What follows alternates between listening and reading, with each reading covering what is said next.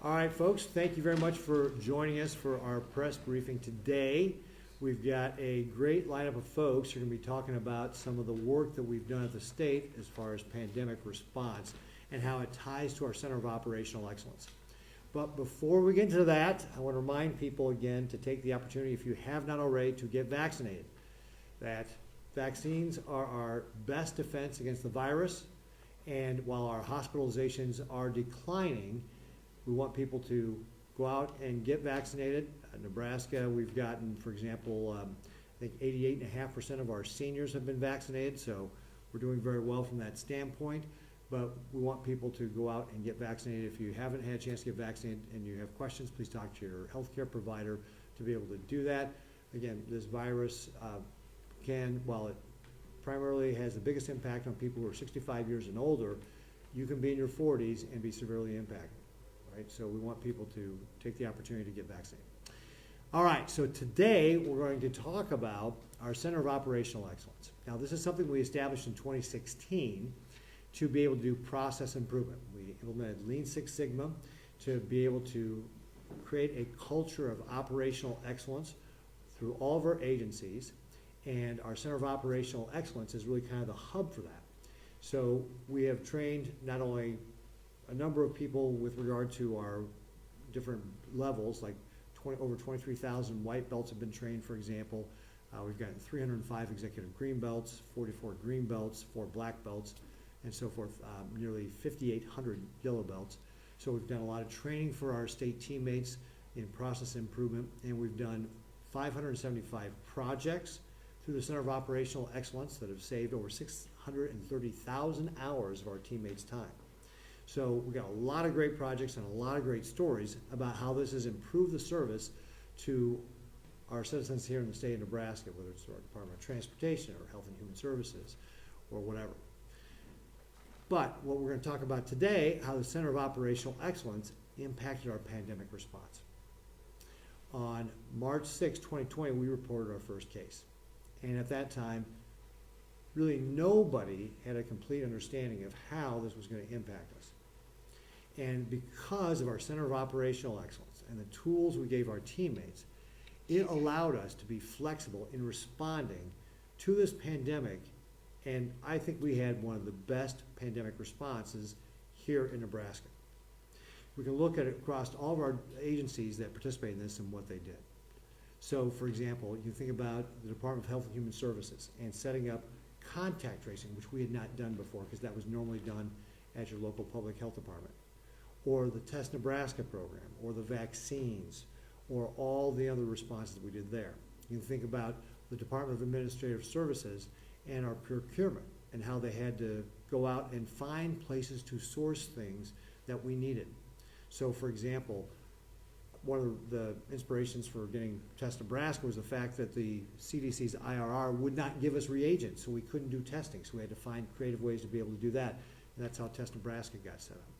Or you think about the $48 million in personal protective equipment, the PPE, that we purchased and distributed. That literally led to over 15.7 million masks being distributed, 27.1 million sets of gloves, 4.6 million gowns, 235,000 containers of disinfectant wipes, 49,000 gallons of hand sanitizer. I mean, just think about the logistics around getting all that out. So there was a lot that our Department of Administrative Services worked on there. Department of Economic Development, putting out grants to our small businesses and livestock producers and hotels and convention centers, childcare, and so forth, just to name a few, to be able to help them be able to get through the pandemic. Our Department of Labor processed 4 years worth of unemployment claims in 4 months. Just an amazing amount of volume, and had to be flexible with regard to how they were going to be able to do that and what processes they could change to be able to accommodate that volume of work that was coming in. So really, I just couldn't be more proud of our team and how they responded. It demonstrated the Nebraska grit, Nebraska resilience, our creativity, our collaboration. Again, I just couldn't be more proud of the team and the way they responded throughout the course of this last year and a half on this pandemic to be able to meet the needs of responding to the pandemic and helping us. And of course, what we see is that has paid off so much for the citizens of our state. According to the Kaiser Family Foundation, Nebraska has the third lowest mortality rate of any state. I think Alaska and Utah are the only two states that have lower mortality rates than we do. We have the sixth best state for kids in classrooms. And of course, throughout 2020, we had the lowest unemployment rate. In the fourth quarter of 2020, our state GDP grew at more than twice the national GDP as we were recovering. And then Friday, we announced that Nebraska set a new record for unemployment, a 2% unemployment rate. And in fact, not only is that a new state record for Nebraska's unemployment rate, it ties the national record of 2%. So we've recovered very well here in the state of Nebraska. And of course, we continue to focus on that hospital capacity to be able to provide that so that we can provide that acute care to anybody who needs it. So again, just couldn't be more proud of the team and all the things they did to be able to help Nebraskans get through this pandemic. And so we've got a number of our team members here to be able to talk about that today. I'm being joined by Matt Singh, who's our director for the Center of Operational Excellence. Right over there. Also being joined by Jason Jackson, who is our Chief Human Resources Officer and the Director of the Department of Administrative Services, as well as Gary Antone, our Chief Medical Officer and Director of Public Health, and then Katie Thurber, who is our General Counsel for the Department of Labor. So they're all going to be talking a little bit about what their different roles were in this pandemic response. So to start with, we're going to turn it over to Matt Singh, and Matt, I'm going to ask you to say a few words about the Center of Operational Excellence and how that played into this pandemic response. Absolutely. Good morning. Hi, I'm Matthew Singh, the Director and Master Black Belt of the Center of Operational Excellence here in Nebraska. Since 2016, our goal at the COE has been to strive to become as trusted partners to team members throughout the state, be it frontline staff, middle managers, executives, or even the administration itself. Our goal has been to find new creative ways to help support our customers at every chance we get. Sometimes it's taken the form of visual management training, morning huddles, rapid problem-solving training. Sometimes it's cultivating the executive decision mindset, how to use data and decision sciences to make the best possible business decision for your agency. Sometimes we mapped out processes, other times we did special projects and even process redesign projects. In all of that, our goal is to continue to serve the state at all levels and all agencies the best we can to ensure that the work that they're doing, the efforts that they're taking, is done to the best of their abilities. So with that, today I'm very excited to discuss some of the different ways that we were able to help the state. And to do that, I'd like to introduce Director Jason Jackson. Sir. Thank you, Matt, and thank you, Governor. I'm Jason Jackson, Director of the Department of Administrative Services. And Administrative Services is responsible for the back office business operations of state government, including administering the Center of Operational Excellence and our process improvement programming throughout the state. Nobody could have anticipated the pandemic, but state government was more prepared for it, in large part because of the Center of Operational Excellence and the skills, processes, leadership training, and overall capability building that the Center of Operational Excellence was able to imbue across the breadth of our operations gave us that capability to be able to respond to the unforeseen challenges that arose during the pandemic. At Administrative Services, one example, which the Governor alluded to in his remarks, was when we were called upon to be responsible for the statewide distribution of PPE throughout the state. We made an early executive decision as the pandemic was just in its early stages, and it was recognized that PPE would be at a premium. And it was foreseeable that first responder agencies, healthcare providers, senior care facilities, if they were to flood a very limited market of PPE, they would meet with frustration and would probably have a very difficult time obtaining the PPE that they needed for their staff so that they could fulfill their mission. And so we made an early executive decision, which is a leadership methodology taught by the Center of Operational Excellence, to position the state as the procurement organization responsible for the procurement of all PPE statewide. That allowed us to leverage the professionalism and capability of our procurement subject matter experts, but perhaps most importantly, the buying power of the state in that limited market, so that we could then acquire the needed PPE and distribute it to all those who were in need. Having made that decision, we then faced another challenge, which was basically establishing a startup distribution and logistics network to get that PPE into the hands of the frontline healthcare workers and first responders that needed it. That involved basically a collaborative partnership between administrative services, DHHS, and the military department, our professionals at the National Guard, whereby basically DHHS helped us determine what the need was and aggregated the whole need of all the local public health districts. We received all the necessary PPE at our surplus property depot, and then partnered with the military department to distribute it out to those who needed it. We also, again, leveraged the Center of Operational Excellence to process map that end-to-end process so that we would understand where all the dependencies were, how it could be made as efficient as possible, and we could quickly get that PPE into the hands of those who needed it, so it wasn't just sitting in a warehouse, but was actually being leveraged. And it was based on that process and customer feedback that led to the creation of basically a digital front-end portal where local public health districts and organizations could input their need, and with partnership with the DHHS, we were able to assess that need, triage that need, and then use that as the input for our distribution process.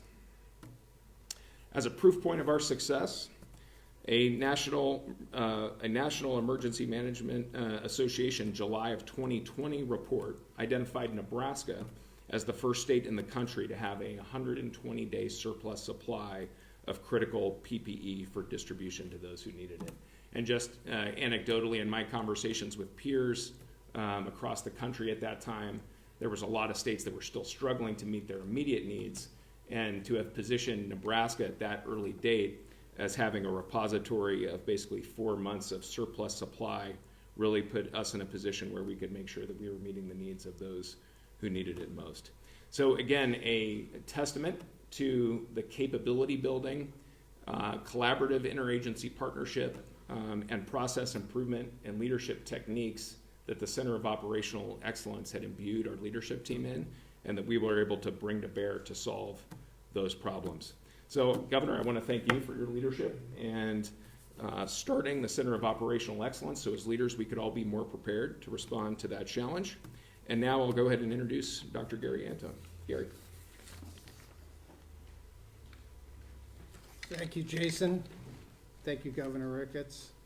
So, as Governor Ricketts mentioned, March 6th of 2020 sort of changed the way things were done here in the state of Nebraska. And I remember back on that day and have a little bit of anxiety, but we early on knew that the only real metric you could rely on to really make decisions was hospital capacity. And we needed a mechanism to try to keep track of that hospital capacity, something really we'd never had done before here in the state of Nebraska. So with the Center for Operational Excellence and our data analysis team and myself, we got together and we decided what we would need, what numbers, what metrics we would need to help keep track of that hospital capacity. And I got to tell you, before we had that up and running, I was in contact with all the hospitals pretty much on a daily basis to keep that up until we were able to get those data that we relied upon to make our decisions to get through the pandemic. So we really thank the Center for Operational Excellence for getting that done. And we got data from every hospital in Nebraska on a daily basis because of that. The other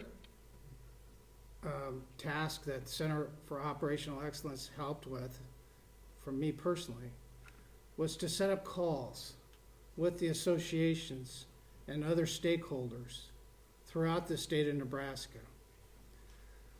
And early on, I didn't know how important that would be, but to be able to be in contact with the hospital CEOs, the CMOs, the healthcare associations that dealt with the long-term care, those relationships that we developed because of these calls was almost, in my opinion, as good, if not better, than getting all these numbers that we got every day. Because I heard from them personally, if not on a daily basis, but at least with our weekly calls that we had with them. And I could get sort of the information that I needed to give to the governor's office to let the governor's office know how we were doing at certain periods during some of our surges. So without the Center for Operational Excellence help in setting up those data metrics and the calls, I don't think we would have gotten through this like we did. So really appreciate it. And Governor, I can't tell you how much I appreciate your leadership here too. I've seen this over the last 19 months. It's been amazing. And I'm going to turn it over to Katie Thurber now.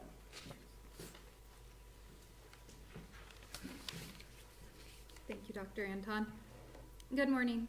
The Nebraska Department of Labor had an immediate impact when the COVID-19 pandemic hit. For the week ending March 14th, 2020, the department had received just 799 total unemployment claims. At the time, I thought that was high. But on Monday, March 16th alone, we received 1,213 new claims, and by the end of the week, we had 15,658 new initial claims. The department received 181,442 new claims in a 4-month span. As the governor highlighted, that's over 4 years worth of claims in 4 months. NDOL leaders relied on their Center of Operational Excellence training to make executive decisions and guide the agency forward during this time. First, we shifted all team members, regardless of training, to unemployment. And then we partnered with other agencies to gain additional resources and contracted with North End Teleservices and Nelnet. This required reducing our training time from 6 weeks to 3 weeks so we could get new employees actively engaged in the claim processing process. Secondly, NDOL specifically focused on areas causing bottlenecks with both the claim filing process and the administration of the unemployment program. With that in mind, we were able to work with Governor Ricketts to pass executive orders focused on easing individual burden, decreasing employer tax liability, and increasing department efficiency. This would not have been able to happen without our background in COE training. Executive Order 20-04 eliminated the work search requirement for individuals and modified the availability requirements for individuals to provide the needed flexibility during the pandemic. The order also provided needed tax relief to employers with the uncertainty the COVID pandemic had caused. Executive Order 20-22 allowed the department to only consider the most recent separation from employment, instead of looking at all separations an individual had throughout the year. This greatly increased the department efficiency and significantly reduced the department workload, allowing for quicker payments to Nebraskans. And with that, I will turn it back over to Governor Ricketts. Great, thank you very much, Katie, appreciate it. So I just want to highlight one of the things there that Katie said about just using the Center of Operational Excellence to look at our processes and see what we could do to be able to make sure we had the people to be able to process those unemployment claims. So typically it takes about 6 weeks to train somebody to become an adjudicator. And not only do we have to look at condensing that time frame, but we had to do it virtually because of the pandemic. So the Department of Labor and their team there worked together with their Center of Operational Excellence to be able to figure out how they could deliver a program in 3 weeks and do it virtually to be able to make sure we could train adjudicators more quickly, staff up, and be able to process that 4 years worth of claims. So it was really a great, just another example of one of the great jobs that our team did to be able to help serve Nebraskans. So just want to again say thank you very much for everybody's contribution here, and there's so many more teammates that are not represented up here.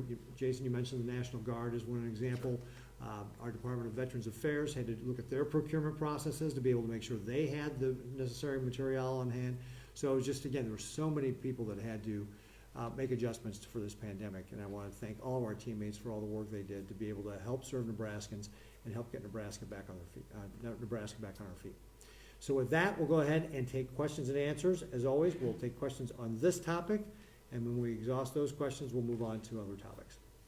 So questions? Andrew? I guess without the Center of Excellence, how would have some of these things been handled if you didn't have that in place? So Andrew asked, if we didn't have the Center of Operational Excellence, how would we have handled these things? I think that what we would have seen is that we would have been slower to start up. I have no doubt that the team, because we got so many talented individuals, I have no doubt the team would have figured it out on what we would do, but I think it would have taken us longer to do it, just because we wouldn't have had the skills or the tools to be able to address some of the things, to be able to do this on the fly. And Jason, you were obviously a part of this. Is there any comments you'd want to make along those lines? Yeah, I think, sure. Thank you, sir. Just to echo the governor's comments, I think it was about the speed to execution and a recognition that for many of our agencies, and particularly public health, they're subject matter experts in public health. And what the Center of Operational Excellence brings to bear is an operations management capability that we could marry with that subject matter expertise, which led to that speed of execution. So if public health professionals were also not only having to respond to a public health crisis, but also figure out how to operationalize all these things, like setting up a distribution network, setting up a testing center, all those types of things, that would have been a capacity challenge that would have slowed our operational response. I think the other thing which the governor highlighted is, and is a credit to his leadership as well, is just the degree of interagency collaboration that you see at work here that also differentiated us from other states. And it was those partnerships in many ways, as Dr. Antone spoke to, that were in many ways forged through the Center of Operational Excellence that made that, those partnerships always existed at a cabinet level, but to have those partnerships at a management level and a frontline level as well, I think also accelerated our response. Yeah, sure. At the beginning, you mentioned the number of hours that this has saved. How are you able to determine that, or how do you measure the number of hours saved? So Sarah's asking, how do we determine the number of our teammates' hours that are saved, that 630,000 number that I was talking about? Matt, I'm going to have you come up and talk about that. Yeah. Good question. So when it comes to savings, there's different ways we can calculate savings, cost avoidance, soft savings, which you're referencing, and then hard savings, which is the financial money. With soft savings, we look at how long it would have taken to do the work originally, and then after the improvements to the process, how long does it take to do the same work? So, example, we're doing TPS reports, and it usually takes you... what TPS is. It was an acronym I just made up. There's no actual definition to it that I'm aware of. If it normally takes you 2 hours to do 10 forms, and we streamline the process, now it takes you 1 hour to do 10 forms, that's 1 hour saved. Did you calculate the hard savings as well for the same time period? Do you know what that was? Sounds like. Do you want to? So with regard to the hard savings, I think if we look across all those, is it roughly about $70 million? Roughly about $70 million. Yeah, Andrew. Dr. Antone, on that same regard, how many lives do you think were saved? So Andrew asked a follow-up question on how many lives do we think this saved by having Center of Operational Excellence help us out.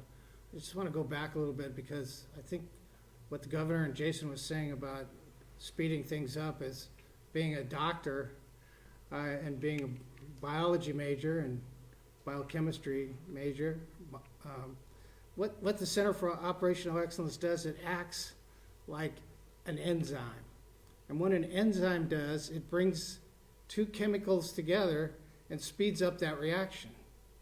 And without that enzyme being that catalyst to make that happen, that's why you save all those hours, I think. I mean, it's one thing to have an idea and take time to act on it, but what they did for us was make it happen quicker and then made it happen. So as far as the number of lives that we probably saved because of that, I can say because of the metrics we had, the data we were using to make decisions, helped us so that we knew when to implement directed health measures, when to rescind them. So that probably is what really helped save lives.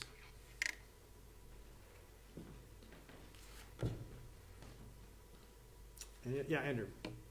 One of the criticisms that have come about is that this was a more transparent process.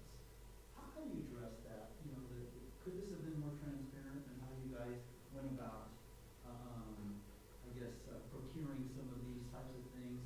Or, you know, what's the trade-off here, I guess? So Andrew's saying the criticism here is that this process wasn't transparent with regard to procurement and so forth. And I got to tell you, I actually have never had anybody tell me that. So nobody's come up to me and said, "Oh gosh, I'm sorry, you're delivering me this PPE, but I really would like to know how you got it."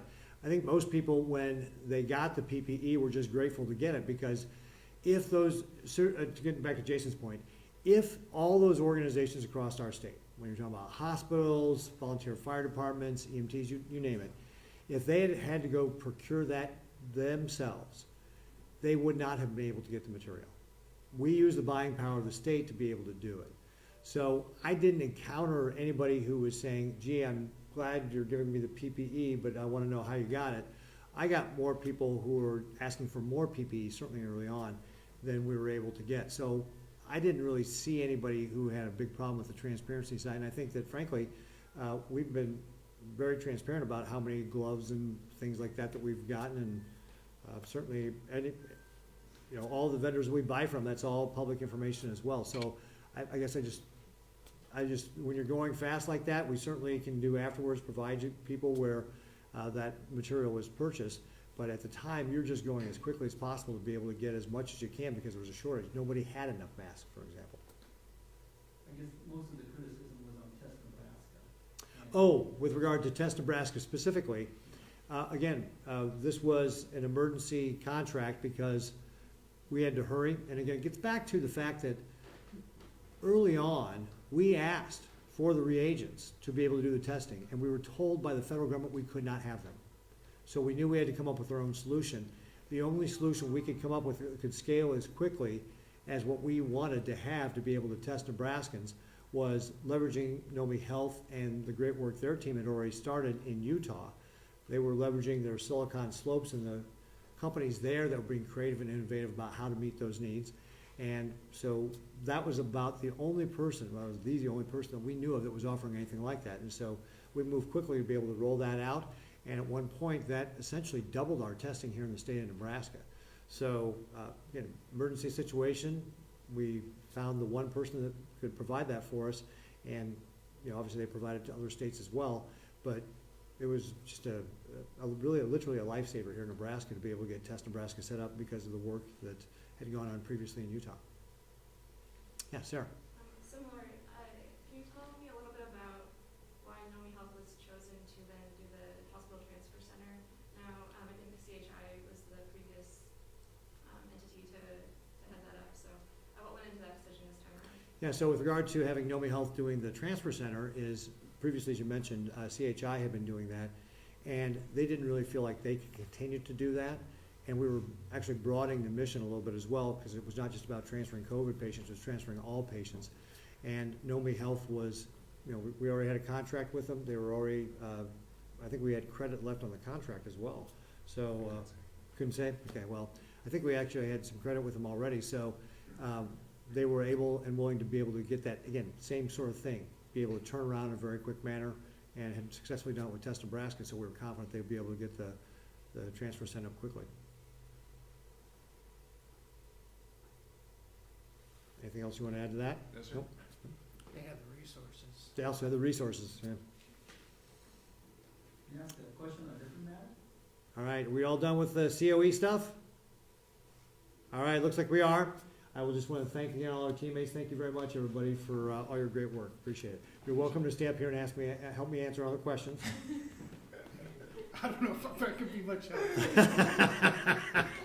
I'll sit here though. All right, yeah, Dr. Andrew, you stay handy, that'd be great. All right, Andrew, other questions, other topics? What do you have to say to some of those healthcare workers that are now facing the decision of having to quit or get vaccinated? As I think I've made it very clear, I encourage people to get the vaccines. But I'm 100% against a vaccine mandate. I think that it is absolutely wrong to make anybody choose between a shot in the arm they don't want and feeding their family.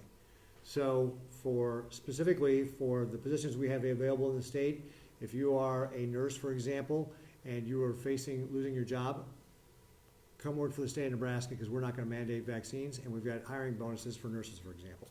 So I feel terrible for the workers who have to make that choice. And specifically when it comes to the other rules, the OSHA mandate that is going to come out on private companies, I think as the Attorney General released in a press release last week, as soon as those rules come out, we will be taking OSHA and anybody else to court to get an injunction and stop what is a huge abuse of federal power to mandate vaccines through these emergency rules. Yeah, Sarah. On the COVID data dashboard that I know was scaled back last week after the 10% mark was hit. Last time that was scaled back up, healthcare professionals were excited about that. I know that they said it was helpful for helping to manage outbreaks. So why not continue that more frequent and more detailed data release, even though that 10% mark was reached? Yeah, so Sarah's asking about the data dashboard and how often we update it. So when we're at a threshold of 10% hospitalizations or higher, we do that on a daily basis, and now that we've fallen below 10%, we're going to do it on a weekly basis.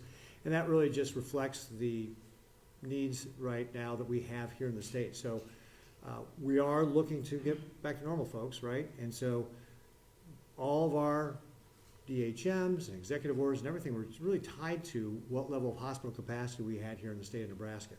So when we're at COVID higher, you may recall from last year, that's how a lot of our metrics were, or a lot of our thresholds were set. And when we dropped below that 10% threshold earlier this summer, that's when we discontinued that daily reporting of that data. And so we're just remaining consistent with what we were doing earlier. So frankly, we're going to continue to provide hospital capacity on a weekly basis. There is nobody who is planning their staff on a daily basis, right? Nobody needs daily information to be able to do staffing. When you're doing staffing, you do it on at least a week-to-week basis. People want to know a week ahead of time when they're going to be working, right? So you don't need it daily. You don't need to measure the distance between Omaha and Lincoln with a yardstick. So providing it weekly is sufficient. And again, it just also gets back to the nature of the staffing emergency is decreasing as we have more capacity. Don. What's your reaction to the indictment of Congressman Fortenberry? So Don Walton's asking about my reaction to the indictment of Congressman Fortenberry, and I can tell you, with having known Congressman Fortenberry for years, that he is a man of high integrity, and I don't believe he would knowingly violate campaign finance laws, and I'll be praying for him and his family as they go through this fight.